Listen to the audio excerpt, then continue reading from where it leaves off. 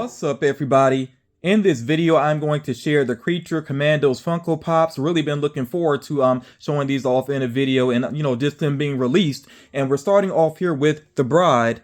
And the Bride quickly became my favorite character within the series. And just in terms of pop culture in general, she's one of my favorite characters right now. She was so well executed within the series. Her backstory, the voice acting, the design for the character. Here you see that she has on her overcoat. She did have several different looks throughout the series though, so Funko could do more with her. I don't know if they plan to or not, but that would be pretty cool to see. And I do like the look of the logo there and the coloring on this box. Now, all the boxes, of course, are going to look pretty similar here, so I may not show the back of all of them. But yeah, the Bride, really cool character here. And next up we have, of course, Eric Frankenstein.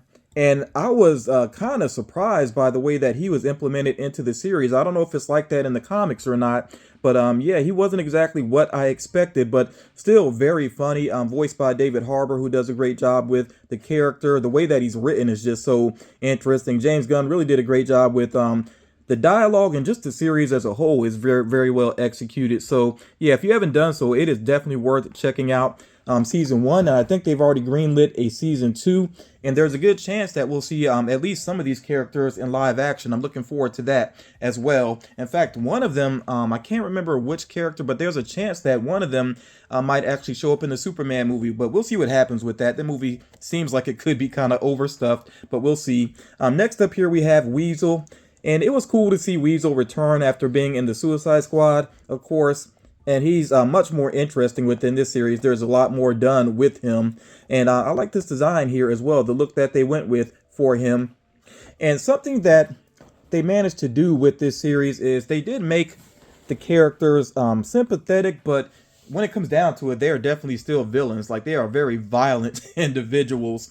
Next up, we have G.I. Robot. I was not familiar with G.I. Robot, but he's pretty funny as well, especially considering that it's essentially a one joke type thing with him, but it just works again and again. Now, where they went with him in the series, I don't know completely how I feel about it, especially where it went in the end with his design. So we'll see how that works out in the long run. But yeah, I do like the character though. In his episode, something they did with the series is that each character, we got to learn their backstory within an episode, and his was pretty entertaining. Definitely one of my favorites. Next up here we have Nina Mazursky. Now, this character, she's alright, but I mean, to be honest, she's probably my least favorite just because I feel like they never fully justified why she's on the team. She's not like a combat type of individual. She's not a very violent type of person. So, I don't know. I didn't completely understand why she was a part of the team. But, I mean, she was sweet, though, in terms of her relationship that she developed with the other characters, especially with the Bride. But yeah, I just, like I said, I wish they had justified more why she was actually on the team, how she was supposed to help in a combat situation. And I do like the look of her helmet, though. We'll get a closer look at that once I get this out of box.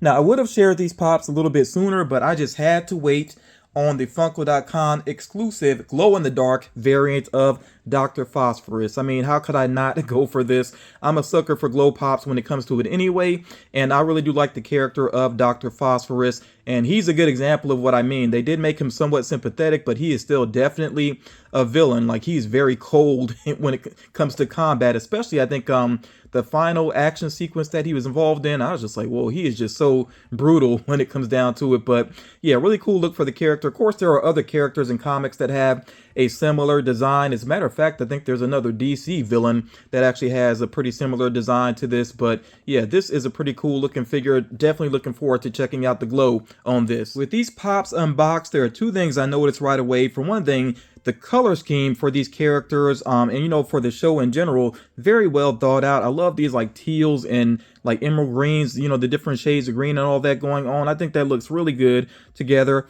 Now, one issue I have with these pops though is that you notice that the Bride and Eric Frankenstein are about the same height as these other characters. Now with the Bride, her hair sculpt, of course, makes her a little bit taller, but I really feel like these particular pop should be taller than the others, because that would be true to the characters. And I know that Funko can make taller figures in a standard size box. They've done that with like some of the Thanos pops. They did it with Cole Obsidian from Infinity War and Endgame. You know, they can definitely make larger pops in a standard size box. I really wish they had done that with these particular characters, because I mean, like, Eric Frankenstein shouldn't be about the same height as Weasel. Definitely not the same height as Nina Mazursky there. You know, that he should stand out more because he towers over other characters in the series. And the Bride is pretty tall as well. So yeah, I wish that Funko would think about that. And I know these are very stylized figures. They're never going to be perfect to scale, but it just does bug me sometimes when I have a full set together and it's just so obvious that there could have been more thought put into the scale. But here we go with the Bride. Of course, she is on a stand. She came with a stand because she does have these slim feet here. Seems like she doesn't quite want to go all the way on the stand there. I might have to work with that a little bit more later on. But yeah, this is such a great representation of the way she looks in the series. Of course, hair sculpt is on point, and I like this very stylized, you know, strands of hair coming up here. And she's got the patchwork look, of course, which is true to her. I like this overcoat and the way they actually have it flowing some there, give it a little bit of movement. Hand on the hip there, showing a little bit of attitude. You also notice that her outfit, at least the pants and the boots there, are kind of glossy. I do appreciate that type of detail there. Now, if they were to do another Bride, I would like to see her in an action pose. She has some really awesome fight scenes within the series. I think some of the best action. So that would be cool to see if they decide to switch things up and do, you know, some more pops to these characters. Not sure if that's going to happen, but I would be down for that. Okay, then Eric Frankenstein, I think they nailed his look as well. But again, like I said, you know, I just feel like he should be taller. Okay, they even had this like little scar that he has going on there. I don't think I really paid much attention to that before, but that's a nice detail. I like the jagged scars as well. And of course, you see the scar going all the way around his skull and the staples standing out there. I just thought about it too. The bolts that he has, it's not like the, you know, typical Frankenstein. They're not like in the neck. He actually has them up here near his temples. But he does look strong, you know, still with his pose, and he has a nice coat as well. But I just feel like he should be a larger figure, though. I would appreciate that more if he was a larger figure. Got the strong cheekbones and the very pronounced brow there as well. Even with the, you know, the chin, the mouth sculpt and everything, there was thought put into it. But he would just be even cooler if he was even a larger figure. Yeah, that is a cool coat that he has on. And then Weasel, I know he's kind of simple in terms of his design, but the crazy large eyes are cool. They're fitting of the character. No pupils, of course. You know, we don't always get that with Funko Pops, but yeah, it still fits the character. The mouth sculpt is very true to the way that it looks in the series. Even the coloring within the mouth is very fitting. I wonder if they have any intention of doing a flocked variant of him, especially with the way, you know, the fur design here is on the back. That would look pretty cool. And I noticed that his head is a little bit looser than some of the other ones here. Again, maybe that fits the character, though. Some people might even want to switch up the way they have the head positioned there. Of course, the claws, you can kind of feel those as well, kind of sharp there. Yeah, so true to the character, very much so.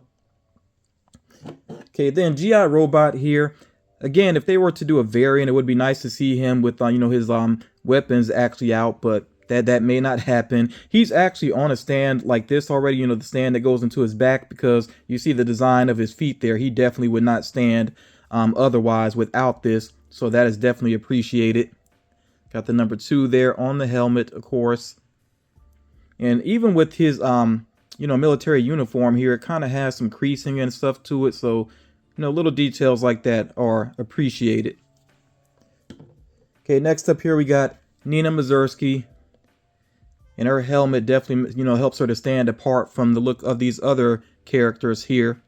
The body is somewhat plain, but I guess that is true for how she looks in the series. And it's no surprise that she has a stand with this giant helmet on. I'm pretty sure it would want to lean back otherwise. You see the fins on the back there also.